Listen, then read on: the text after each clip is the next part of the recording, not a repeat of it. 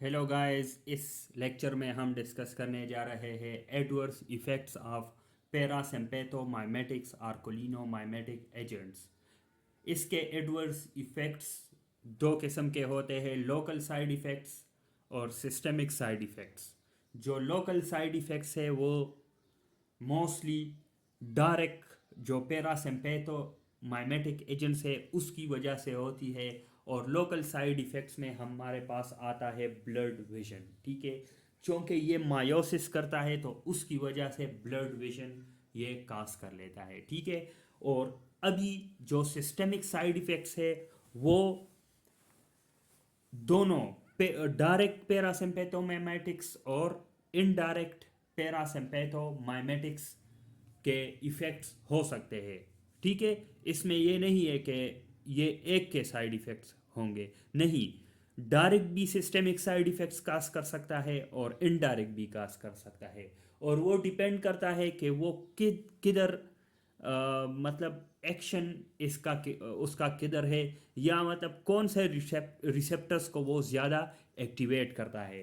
पहले हम CVS symptoms की तरफ आते हैं। सीवीएस में जो पैरासिम्पैथेटिक जो रिसेप्टर्स है वो है M2 रिसेप्टर्स, और वो उसके साइड इफ़ेक्ट्स क्या हो सकते हैं, क्योंकि वो हार्ट रेट को डिक्रीज करता है और एट्रियल कंट्रेक्टिलिटी। ठीक है, तो सीवीएस सिम्टम्स इसके ब्रेडिकार्डिया होंगे क्योंकि हार्ट रेट डिक्रीज हो जाता है और हाइपोटेंशन भी होता है। ठीक है, जीआई सिम्टम्स हमने पढ़ा था कि जीआई सिम्टम्स में M3 रिसेप्टर्स होते हैं और M3 रिसेप्टर्स स्मूथ मसल्स पे होते हैं। जीआई में ये नॉर्मली पेरिस्टालसिस को इंक्रीज कर लेता है, लेकिन इसके एडवर्स इफेक्ट्स क्या होंगे, डायरिया होगा, क्योंकि बहुत ज़्यादा मतलब पेरिस्टालसिस बहुत ज़्यादा हो जाए तो डायरिया होगा, नाजिया होगा, एब्डोमिनल पेन होगा।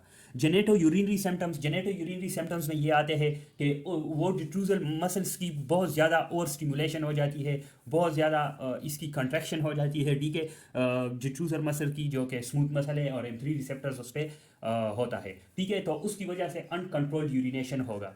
क्यों normally parasympathetic nervous system detrusor muscle को कंट्रैक्ट करके जो यूरिनेशन है, नॉर्मल यूरिनेशन है या नॉर्मल मिक्चुरेशन है वो करता है। ठीक है, पैरासिम्पैथेटिक नर्वस सिस्टम्स एक्टिवेट होके और M3 रिसेप्टर्स भी एक्टिवेट हो जाता है जेनेटो यूरिनरी सिम्टम्स में। ठीक है, M3 रिसेप्टर्स। ठीक है, फिर एक्सोक्राइन जो सिम्टम्स है, एक्सोक्राइन ग्लैंड्स की जब एक्टिवेशन हो जाती है तो उसकी एडवर्स इफेक्ट्स क्या होगी, स्वेटिंग होगी, सेलेवेशन होगी, ज़्यादा होगी। नॉर्मली तो भी मतलब स्वेटिंग होती है, ये नॉर्मल एक मैकेनिज्म है, लेकिन बहुत ज़्यादा होगी। ठीक है, हाइपर मतलब बहुत ज़्यादा increase in the secretion of sweating होगी, सेलेवेशन होगी और इंक्रीज गैस्ट्रिक सिक्रीशन होगी। ठीक है, अभी ऑकुलर सिम्टम्स में क्या होगा, मायोसिस होगा, लेक्रिमेशन होगा। ठीक है, ब्लरिंग ऑफ विजन होगी। ठीक है, तो ये हमारे पास कौन से सिम्टम्स है, ये हमारे पास ऑकुलर सिम्टम्स है। सीएनएस सिम्टम्स क्या होंगे, सीएनएस पे M1 M4 M5 रिसेप्टर्स होते हैं। ठीक है, सीएनएस में जो पैरासिम्पैथेटिक नर्वस सिस्टम के रिसेप्टर्स है, और वो क्या करेगा जब इसके एडवर्स इफेक्ट्स आएंगे तो lethargy, tremors, ataxia, hypoventilation, restlessness, anxiety, ये सब सीएनएस सिम्टम्स होंगे। मस्कुलो स्केलेटल सिम्टम्स क्या होंगे, वीकनेस होगा, पैरालिसिस होगी, स्पाज्म होगा। ठीक है, और फेसिकुलेशन क्या है, fasciculation is just the stage before the complete paralysis के से पहले जो स्टेज होती है पैरालिसिस की, उसको फिसिकुलेशन बोलते हैं। ठीक है, कोलिनर्जिक क्राइसिस भी हो सकती है and it is life threatening condition. तो कोलिनर्जिक क्राइसिस क्या होता है, life threatening condition in which there is acetyl choline receptors over stimulation. इसमें acetyl choline receptors over stimulate हो जाता है। कोलिनर्जिक क्राइसिस इंपॉर्टेंट है, इसका समझना भी एग्जाम पॉइंट ऑफ व्यू से भी ये इम्पोर्टेंट है, तो हम इसको अगले लेक्चर में डिस्कस कर लेंगे। ठीक है।